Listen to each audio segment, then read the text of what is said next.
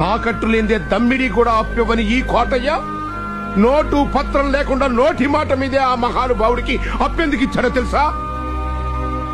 ఈ ప్రపంచంలో నేను ఎక్కువగా ప్రేమించే డబ్బు కన్నా ఇంకా ఎక్కువగా ప్రేమించేది ఈ మహానుభావుణ్ణే.